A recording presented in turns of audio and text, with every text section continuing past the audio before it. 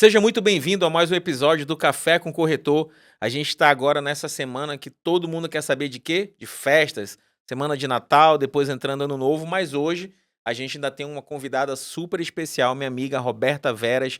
Muito bem-vinda, Roberta. Obrigado por aceitar o convite. Obrigada a todos que estão nos escutando, inclusive, né? Sim, Vamos falar um pouquinho sobre o mundo financeiro numa época muito engajada com tudo a ver, dinheiro. né, Roberta? Tudo a ver, mas entendendo que dinheiro tem que ser leve e tranquilo. Pronto. A Roberta que é contadora, educadora financeira e treinadora comportamental. Então a gente vai conhecer um pouquinho a história dela e ela também, obviamente, vai deixar várias dicas aqui pra gente, pra você que vai assistir, pra mim também, obviamente, pra gente aprender como organizar melhor a nossa vida financeira, que mesmo adulto não é fácil.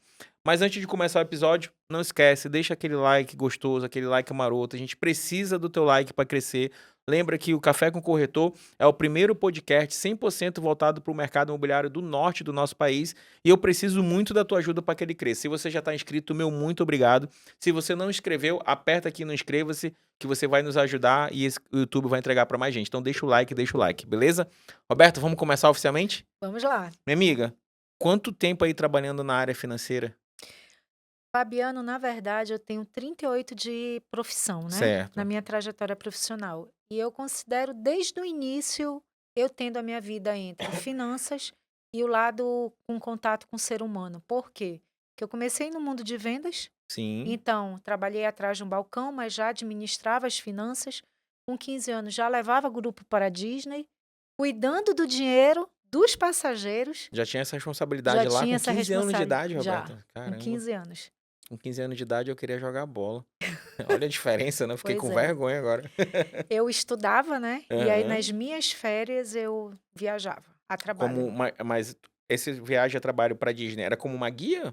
Era. Era uma guia com 15 anos, já falava inglês?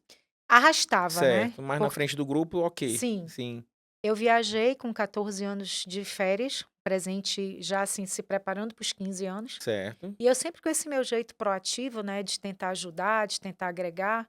Aí eu lembro que na época a guia estava precisando muito de ajuda. entendi. Começaram a dar muitos BOs lá.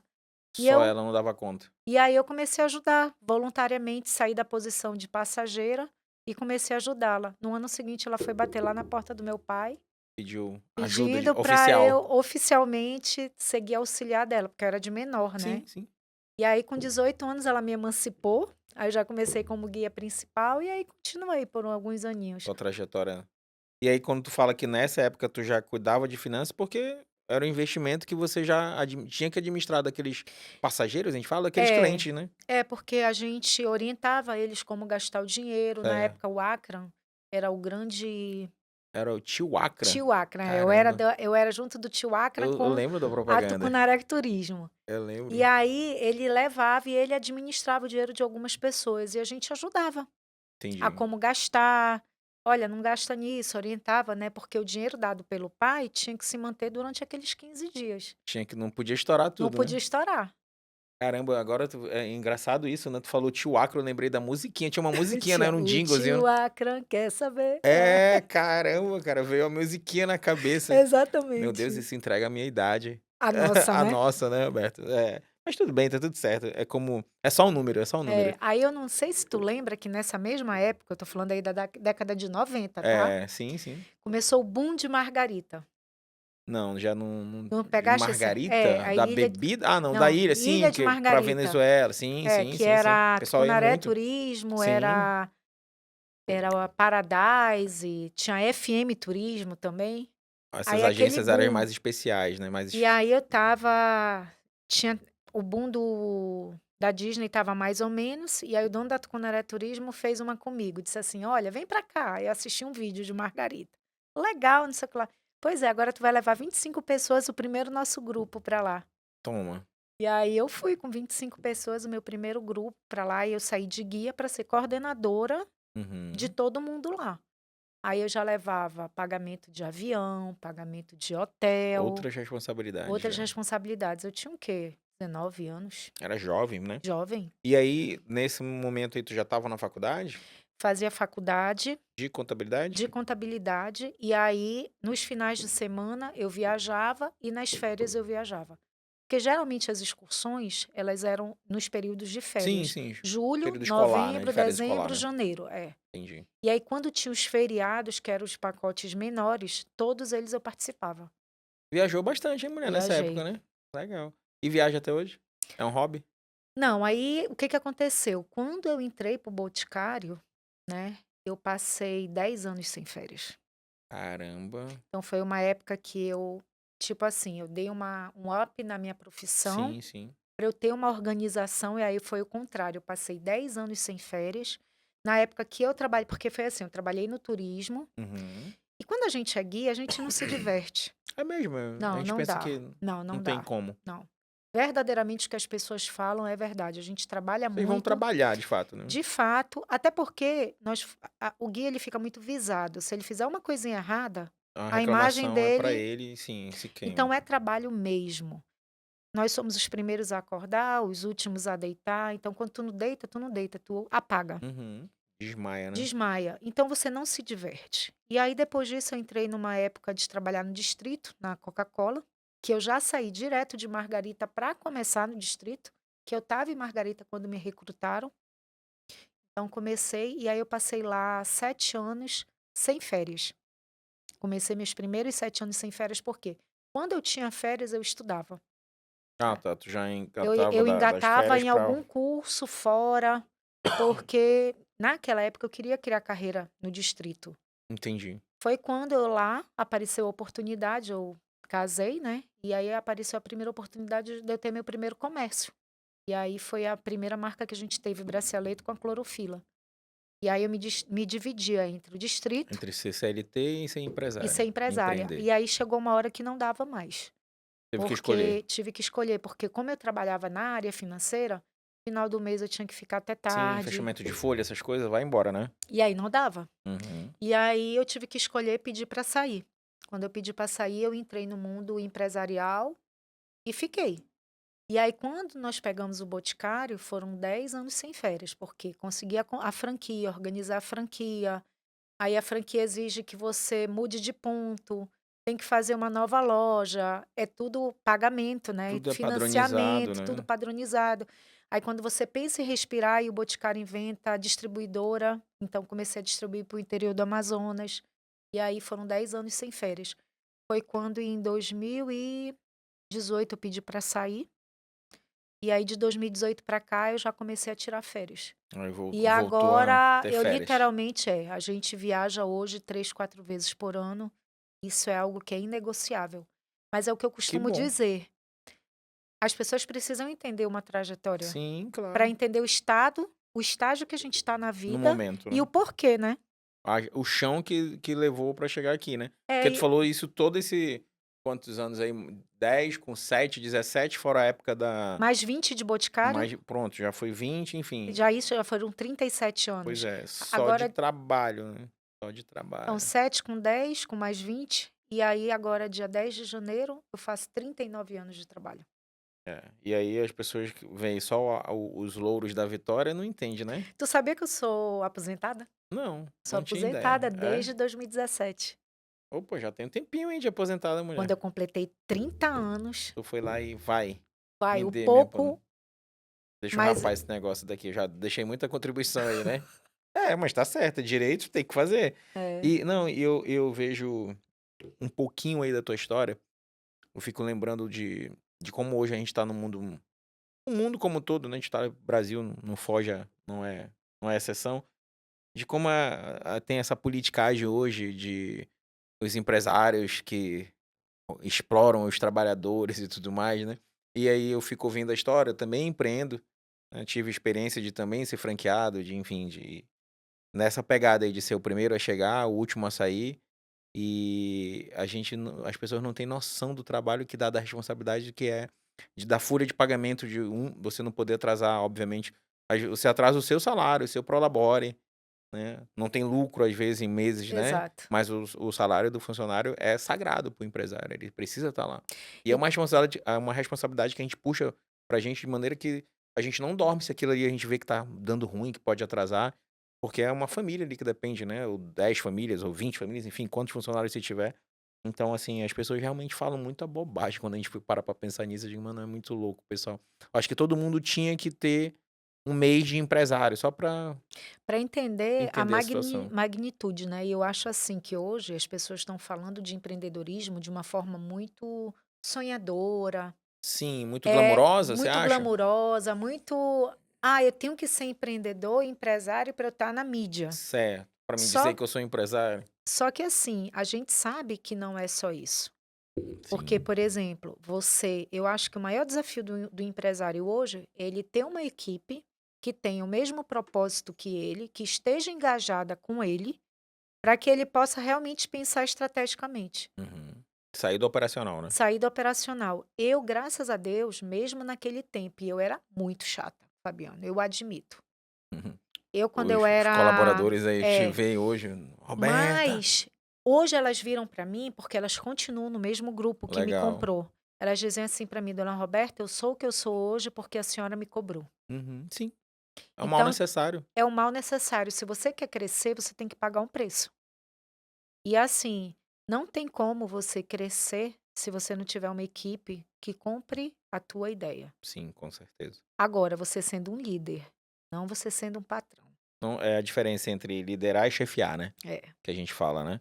Não, e isso a gente leva até pra vida no dia a dia, né, a gente vê as gerações se formando, as novas gerações, com e aí quem faz tudo bem, porque eu entendo, eu respeito realmente que a vida de cada um é a vida de cada um faz o que bem quer, mas eu não concordo, por exemplo, essa educação positiva, esse negócio de que você não pode chamar atenção, não pode Isso não existiu na minha cara, empresa não. né, e não, e eu falo na vida.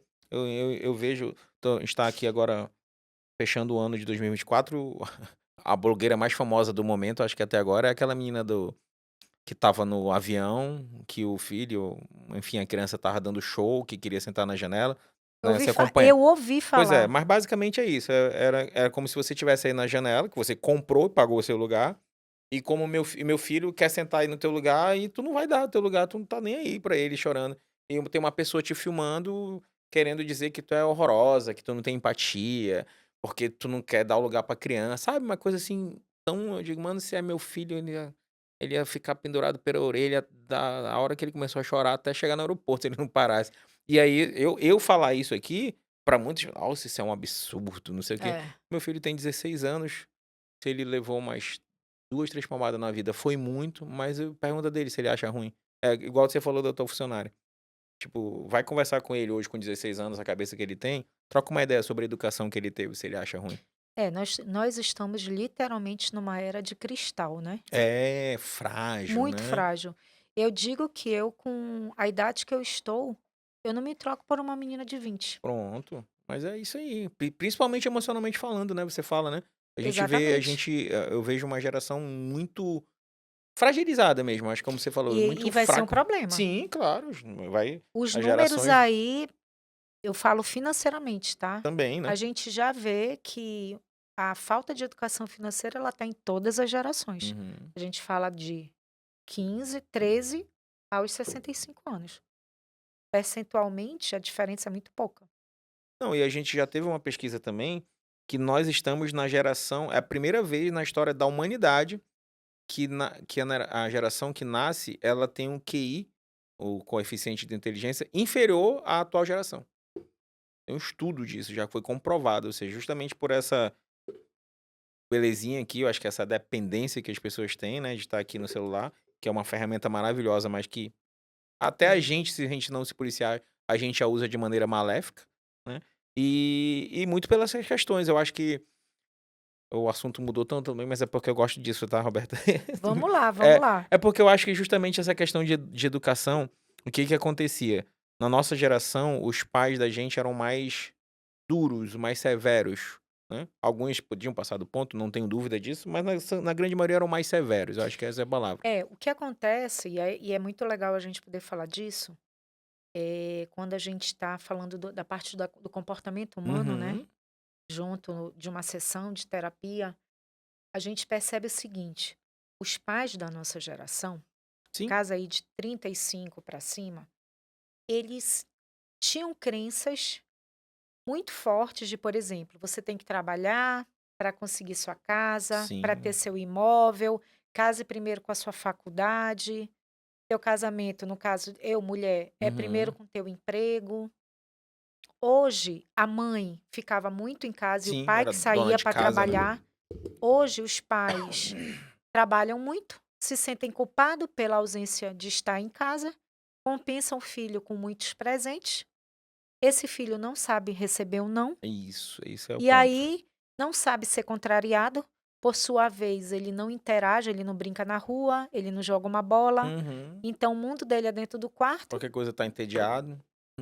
e aí vira uma bola. É. Falta de segurança na cidade, os Sim, pais não dando a devida o tempo atenção, o necessário, tempo né, de necessário. qualidade, assim, com o filho. E aí, quando pega um esperto, porque tem os espertos, Tem. eles conseguem captar tudo isso e ainda usam a favor deles. Claro, claro. E eu falo que a maioria das famílias, quem educa os filhos é a internet, É, não é os pais, né? E aí a falsa sensação que os pais têm de segurança, de não policiar o que o filho vê na internet, e ele não tá dentro do quarto, tá seguro. E ali na internet, mano, é um é o mundo, mundo sem dono. literalmente, principalmente a dark web, né, que a gente Sim. conhece.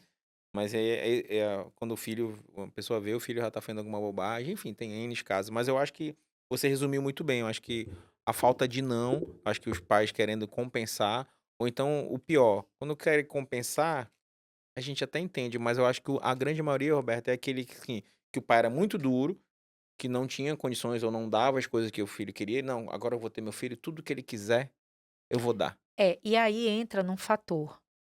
Eu não tive, eu quero proporcionar. Uhum. Só que o ato de proporcionar, você já transfere para o filho muitas frustrações que são tuas. Problema meu, né? Não É, do meu eu não filho. resolvi e aí eu Uhum. quero que o meu filho e eu faço um espelhamento.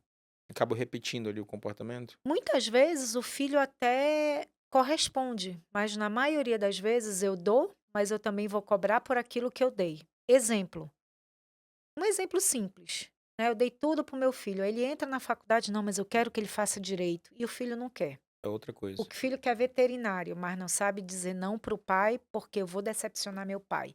Ou então Uhum. se rebela e diz: Sim. não, eu não vou ser, Eu vou mais e estudar e gera um tal. problema. Sim. Então, assim, é uma linha ali bem tênue nessa questão. E aí no meio tá o dinheiro. É Tudo tá o dinheiro, impossível, né? É, porque não tem tudo tá o como. Sim, dinheiro. sim. Tu gasta para bancar, né? Aí tu entra numa zona Investimento é de alto, né? o investimento é alto, tu entra numa zona de endividamento, tu fica só trabalhando para pagar conta. E quando tu vê, tu tá no final do dia uma pessoa estressada. Eu observei muito antes de vir para cá, a gente estava no shopping. Aham. Como eu Lotado. observo, como é que acontece? O marido e a mulher, a mãe vai com o filho na frente, Hum. de mão dada, e o pai vai lá atrás sozinho. Sério, cara? Muito comum. Para observar Tem isso. mais isso do que ao contrário. Para observar. Aham. Então você Não, vê. eu confesso que esse período eu evito shopping. Aliás, eu evito centro, shopping, o que que é muita muvuca de gente E comprando, eu tá, evito. não, tá, Tá tá tranquilo? tranquilo. Com essa É? história Qual do shopping tu foi? assalto, Ah, Manauara. então por isso. Tava tranquilo. Até na Vive e na Claro que a gente foi, Foi de só boa. tinha uma senha na Ah, então frente. pronto. Então, acho que foi combinado. Foi. Sacanagem, né? O brasileiro faz meme de tudo, até a gente, né? Tira onda, né? Não, mas a insegurança afastou então a galera, porque eu Afastou. acho que os outros shoppings não deve estar assim não, que é um período que, via de regra, tá Não, tava lotado. bem Tá bem vazio, tranquilo, né? bem É, vazio. as pessoas estão com medo, né? Sim, E mais do que justificado esse medo, né? claro. Mas eu falo que o Café com Corretor, ele tem esse nome, Alberto, porque ele é voltado principalmente para o mercado imobiliário, certo? E aí, quem tá assistindo, quem já tem, graças a Deus, a gente já tem uma audiência assídua de colegas do mercado imobiliário, já tá perguntando o que que a Roberta, educadora financeira, tem a ver com o mercado imobiliário. A gente pode dizer que tudo, né? Porque o mercado imobiliário envolve dinheiro e principalmente envolve pessoas. Eu acho que um tá atrelado ao outro, né, Roberta? Você, como educadora financeira, e a gente se conheceu no evento da Pátria, né? Uma ótima iniciativa de justamente qualificar, de abrir a mente dos corretores, né? Eu tinha um grupo. Acho que você fez uma semana de evento ali? Uma semana. Então foram várias turmas, né? Todo dia uma turma diferente. Então você conseguiu ali falar, sei lá, 50, 70 corretores em uma semana, que a É. gente fez com 10 pessoas ali. Qual foi a tua percepção em relação à organização financeira da nossa categoria? Nossa, Fabiano, vou ser bem franca. Por favor. O corretor, ele não tem uma vida muito diferente do empresário. Sim. Por quê? Porque, querendo ou não, o empresário, as pessoas acham que tem um salário certo no mês. Depende se você define um prolabore para ti e depende se tu acompanha a meta da tua Exatamente. Se a empresa. empresa vai faturar para te pagar, né? O corretor é a mesma coisa. Certo. Então, e outra, a gente paga todo mundo e o que sobra é nosso. Uhum. Então, o que que eu costumo dizer? A vida do corretor também é de sazonalidade. Sim. Então, o que que tem a ver? Tudo. Primeiro, a gente tem que ter uma organização. Você trabalha 12 meses do ano. Quais são os períodos que verdadeiramente você ganha dinheiro? Esse período você se prepara para guardar o dinheiro e diluir ao longo dos outros meses? Então, no nosso evento, a gente falou sobre 2 pontos muito importantes, que foi a organização pessoal do corretor Certo. e o segundo, vendas. Se eu não me conheço, se eu não sei o que eu quero para mim, como é que eu vou transformar aquela venda em algo que vá ser um sonho para o cliente, porque Uhum. o corretor trabalha com sonhos, né? E ao mesmo tempo ganhar em cima disso. Ser monetizado, Ser remunerado, né? monetizado. Então, assim, no mundo empresarial, eu digo que a organização financeira e você saber como tratar o cliente são 2 pilares que é a vida de qualquer área. Se a gente parar para pensar, hoje nós paramos, toda hora a gente está vendendo alguma coisa. Eu estou vendendo o que para você aqui? Relacionamento. Sim. O que que eu vendo para o meu esposo? Amor, atenção, que eu seja prioridade na vida dele. Então, é uma forma indireta de venda. Sim, claro. A gente tá sempre vendendo, A né? gente está sempre vendendo. E E aí e o dinheiro, ele tá atrelado a isso, por quê?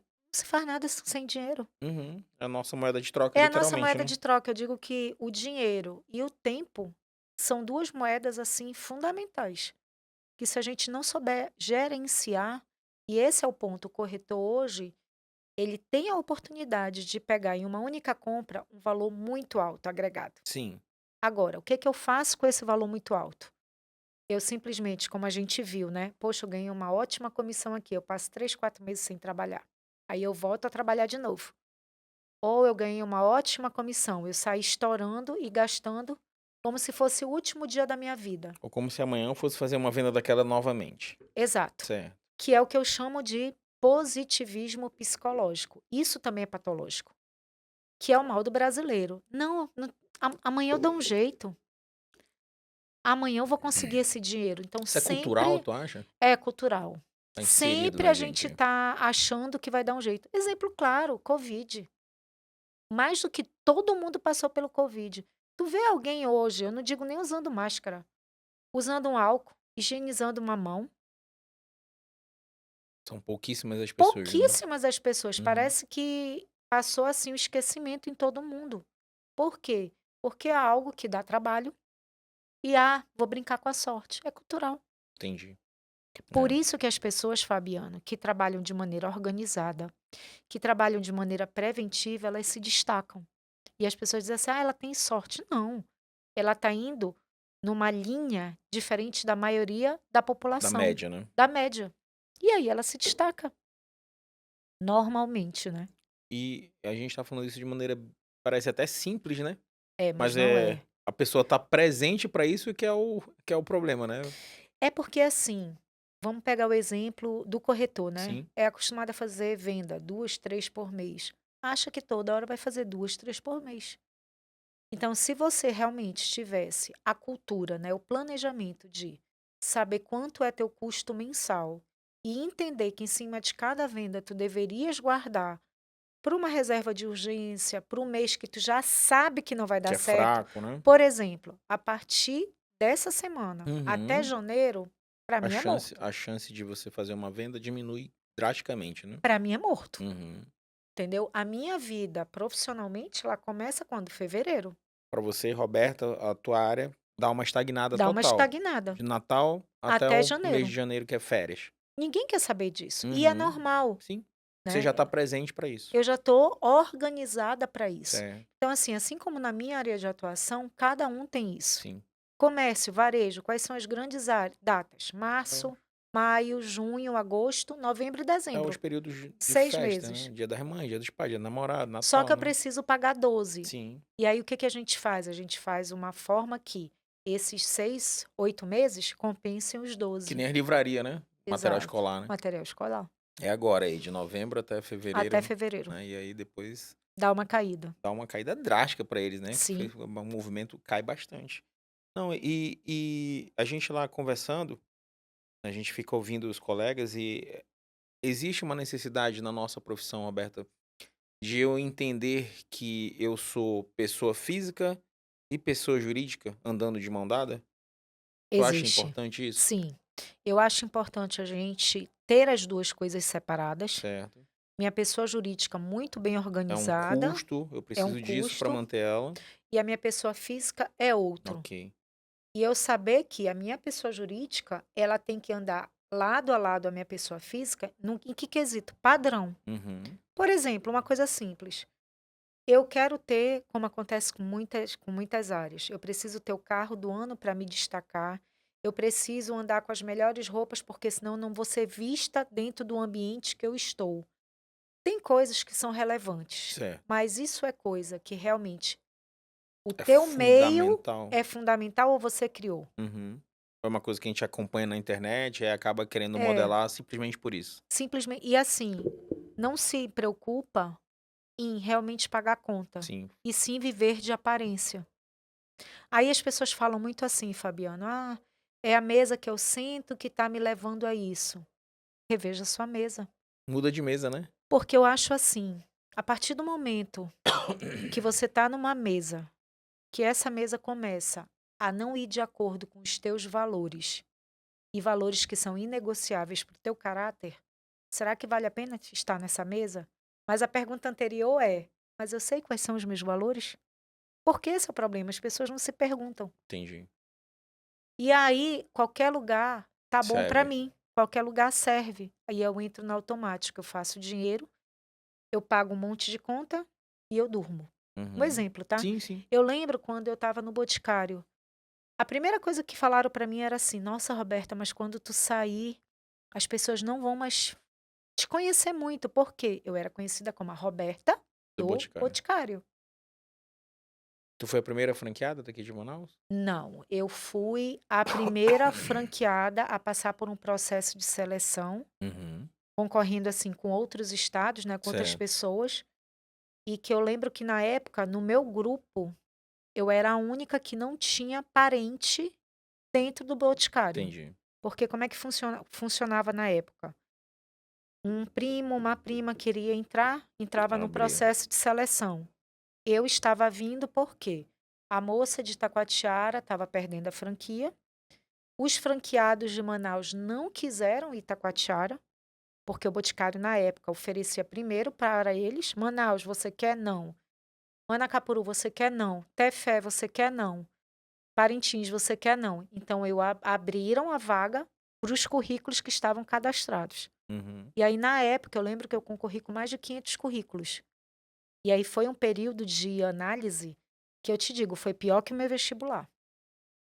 Eu lembro que a última entrevista minha com o Boticário foi assim, eu sentada aqui, uma junta de 8 pessoas assim, ó, me Uma bancada. sabateando. Teste foi até para os Estados Unidos para saber se psicologicamente eu era Tava eu equilibrada, estava se tu não era equilibrada, maluca. tudo. Foi bem punk, foi em São Paulo. Caramba, bem E eu diferente lembro essa que na seleção aí. época, eu não sei se eu faria isso hoje, tá, É. com a minha maturidade, mas Aham. eu era franqueada da Clorofila e eu fui convidada a participar, porque eu comecei a tirar a venda da Clorofila do Boticário, porque a minha loja era de frente do Boticário. E aí, foi muito engraçado que eu lembro que eu fiz o processo de seleção, eu liguei para minha mãe chorando: "Mãe, eu não vou passar". E você "Mãe", queria? queria, porque era um sonho Sim, meu, eu sim. sempre gostei da marca, né. Entendi. "Mãe, eu não vou passar". "Não, minha filha, você vai". E aí, quando veio a surpresa, passamos e fui para Itacoatiara, olha a loucura. Aham. Só que a minha loucura maior foi o quê? Eu Na me época que não descredenci tinha a ponte, né, Roberto? não, Era na lá é balsa, né? lá não, lá Itacoatiara é outro sentido, Ah, disfarça, eu tô confundindo com Iranduba, perdão. é É a estrada M. Rio Preto. A M010. A M010, mas eu digo que a loucura maior foi eu me descredenciar de uma marca, que eu era franqueada da Clorofila em Uhum. 24 horas, para eu participar de um processo que eu não tinha nem certeza se eu ia Se ganhar. é aprovada, né? Olha a doideira. Aí que eu entendi, Fabiana, a diferença de correr risco e de assumir risco. Porque mesmo eu com um time de 24 horas para tomar aquela decisão, eu não corri risco, eu assumi risco. Sim. Porque eu planilhei, né? Tá tudo. Mensurei. Não dava para fazer uma coisa exata, porque eu tinha pouco tempo. Mas se desse Se errado, desse errado, eu vou tu tinha fazer o plano isso, B, isso, plano isso. C. Se não desse, eu ia fazer isso, isso, isso. Eu tinha meu plano A, meu plano B. Isso aí foi assumir risco. Isso é um assumir risco. Correr risco era fazer de qualquer jeito. Nem parava para pensar, Vou fazer, vai. vou fazer e pronto. Entendi. E é uma coisa tão simples, né? Quando a gente para analisar a diferença, né? É que nem quando a gente fala a diferença entre teimosia e persistência, Exato. né? Que às vezes a gente, nos nossos ramos empresariais, diz, não, eu tô persistindo. Será? Talvez tu esteja Sendo sendo teimoso, teimoso, né? é. E aí tá dando murro em ponta de faca de algo que não vai Não vai mudar, né? Que agregar. não vai passar o tempo, vai ser gerar mais prejuízo, enfim, mais frustração. É, e o principal, né? A gente tem que entender que você não tem gestão sobre o outro. Quando você Uhum. entende isso, você deixa de insistir. Você pode até insistir muito com outro ser humano, enquanto tu não tem essa maturidade. A partir do momento que tu começa a ter uma maturidade, que tu não tem gestão sobre o outro, tu pergunta a primeira vez, tu pergunta a segunda vez. Na terceira, tu silencia. Porque tu não vai mudar Da outra pessoa, né? a outra pessoa. A gente E tem isso gestão só sobre a gente mesmo, né? só. E olha, olha. E olha, olha, se tu não te Se a gente não auto-sabotar. tiver É. se presente pra gente mesmo, pra estar fazendo uma autoanálise, uma autocrítica, a gente acaba se, como tu falou, vivendo no automático, né? É, e o interessante, aí tu pode me perguntar assim, mas Roberta, o que que isso tem a ver com dinheiro? Tem tudo, porque a partir do momento que eu sou essa pessoa, que eu me autossaboto, que eu não tenho autorresponsabilidade por mim, que eu tô levando a minha vida muito no automático, Uhum. o dinheiro ele não vai ter uma utilidade. Eu não vou ter o respeito pelo dinheiro, porque o dinheiro vai ser sempre uma fuga para mim para alguma coisa. Aí tu vai me perguntar, Roberta, já aconteceu isso contigo? Já no efeito contrário. Certo. Quando meu marido me conheceu, eu não comprava nada. E Tu eu era aquela tinha segura, atravessava o Rio Negro com um anotava sorrisal. tudo que eu comprava, eu anotava, não era, amor? Qualquer centavinho ia. Qualquer centavinho. Eu Ele ti que te mudou, ele que te mudou? eu Abre a digo mão, Roberto, ele fala, pelo amor eu de digo Deus. que o Kim ele veio como um presente de Deus em que sentido? Eu só trabalhava. É, Eu não conhecia o lado da vida do a prazer, diversão da ali. Tu não diversão. usufruía do teu trabalho. Não. Caramba, que louco. Era 16 horas por dia trabalhando. Eu lembro que ele falava bem assim pra mim: "Cara, mas por que que tu tá 7 horas na tua empresa?" Eu malhava 5h30. Uhum. "Tu é a dona do negócio." E isso não entrava na minha cabeça. Uma vez eu fui encontrar com ele, eu: "Meu Deus", vendo os amigos dele jogando bola, coisa mais normal do mundo, uma Sim, sexta-feira à tarde, as pessoas jogarem bola. certo. Eu olhei pra ele e disse assim: "Amor, bando de vagabundo aí." Aí ele: "Inclusive eu, né." Então, Eu tô no assim, meio, eu foi. fiz um processo comigo. Sim. O que eu falo e o que eu ensino é porque eu também já passei. E acaba que a gente fica patologicamente se autoculpando demais. E isso vem muito do quê? Dos nossos pais, da cobrança. Os avós que Eu, passaram pros pais principalmente, e eu uma era a primeira neta mulher de uma família que queria só um filho homem. E que eu fui criada para casar e ter filhos. E fui o oposto pra do nascer que homem. E pra na e fui o oposto do que tudo que queriam de mim. Hã. Então tu imagina. E assim, quando eu falo pra ti assim, naquela época lá da Disney, de Margarita, tu imagina uma mulher assumindo a liderança de vários homens? Era mais hoje é tranquilo, mas na época era bem difícil. Bem difícil. Incomum e muito mais difícil, muito mais É. desafiador, né. O que foi um pouquinho mais de sorte pra mim, que nessa época eu trabalhava com latinos Uhum. e com Que já americanos. tinha outra cultura. Que tem uma outra cultura. Eles são muito mais, cara, tudo normal, homem e mulher tudo normal, não tem essa, Entendi. entendeu. Foi um facilitador para mim, mas eu tô falando agora de 6 anos atrás, de assumir cargos aqui em Manaus, que você sente o peso de ser uma mulher. Tu ainda sente o impacto? Total. E se você conversar com outras mulheres que estão em grandes lideranças, eu tenho certeza que elas vão falar a mesma É, coisa. ainda tem essa resistência nesse aspecto de achar que as mulheres não estão aptas pro cargo?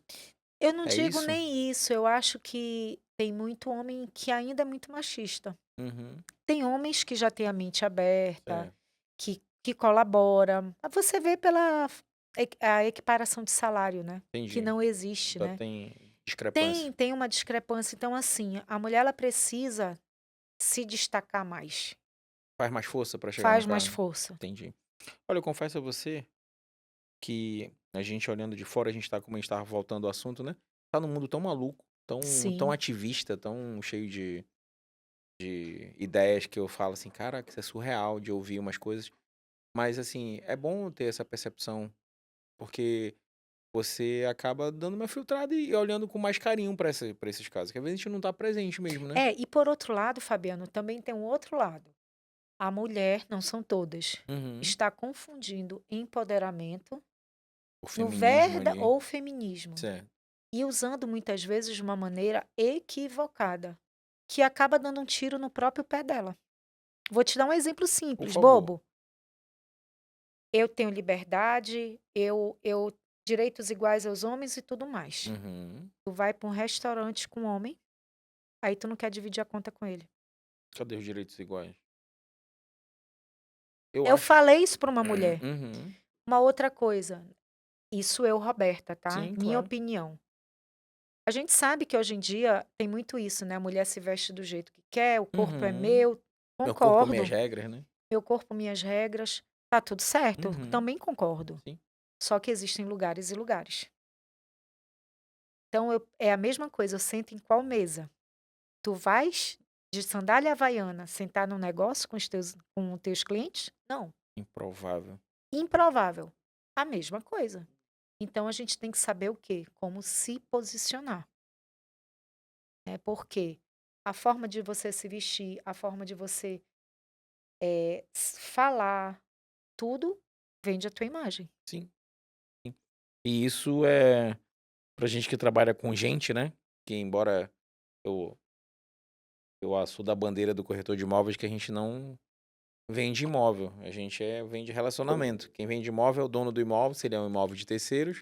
Se ele é imóvel na planta, quem vende imóvel é a construtora, né? Sim, Se for parar pra pensar, às vezes a gente nem citado no contrato porque o contrato é entre o comprador e o vendedor, não é entre o corretor e o é. vendedor, enfim. Mas a gente estando presente para essas situações de como se comportar, de como se vestir e tudo mais, interliga aí com essas questões hoje ativistas, políticas que a gente está tendo na nossa sociedade. O que eu acho legal, porque se a gente for puxar lá para a época do Tio Acra, era raro a gente conversar sobre isso. Sim, Eram poucas pessoas interessadas sobre isso, né. Eu mesmo particularmente, eu até estava refletindo, a gente vai cara, eu virei o doido do jornal. Quando eu entro no carro, eu ligo no podcast algum jornal que eu queira ver, né, geralmente hoje eu sou ouvinte, eu assisto, que é pelo YouTube, o Oeste Sem Filtro, que eu acho que é um jornal sem ativismo político, né, é a notícia crua ali, sem posicionamento. Mas eu fui com o cara, eu lembro que meu pai ouvia, eu achava chatão, né. 14, 15 anos, eu lá queria saber de e aí hoje eu vejo muita gente conversando, a gente tem jovens políticos no sim. país, né. Aqui mesmo em Manaus, agora na concorrência, goste ou não, tinha um jovem concorrendo à prefeitura, e Que ficou muito bem posicionado. né, então tipo assim, eu falo gosto ou não das ideias dele, do posicionamento dele, mas assim, é um jovem ali com Sim. um intelecto ok, bem desenvolvido, né, e se E bem posicionando aí. entendido. Sim, e se posicionando politicamente falando. Então acho que isso a gente evoluiu, mas a gente ainda tem muito essas discussões bobas, né, por exemplo, eu estava vendo hoje, tomando café ouvindo um programa do Pilhado, não sei se você sabe quem é. Não. Não, enfim, ele é um ativista, é um jornalista ativista, mas ele é jornalista esportivo, né. E ele fica zoando os esquerdistas, aí ele estava falando de uma matéria de uma jornalista da UOL, do UOL, e aí ela fez um texto na internet dizendo que teve recentemente aí o Botafogo ganhou do Atlético Mineiro na Libertadores, e aí os caras comemorando lá e cantaram a música, o Galo, que é o mascote do Atlético Mineiro, virou galinha. por causa dessa cantoria, porque, o Galo virou galinha e tal. Essa zoeira do futebol, o texto dessa mulher, tu lê, é surreal. Aquilo ali era misoginia, e por causa desses tipos de comportamento dos homens, as mulheres são invadidas, assediadas e assassinadas todos os dias no país. Eu digo: "Cara, O que que eu vejo é nisso? muito louco É isso". muito louco, porque o que que acontece? O ser humano, ele não tá mais parando para refletir, ele não tem mais um tempo com ele mesmo. Por sua vez, tudo é muito imediatista. Eu consigo as coisas muito fáceis através do Google. Tu tá com uma Uhum. dúvida, Dá um Google. tu tá com raiva, bloqueia a pessoa. É. Então tudo tu pode fazer ao teu favor. Sim, A tua tolerância tá o quê? zero, né. Zero. Sim. Tu não escuta mais o outro.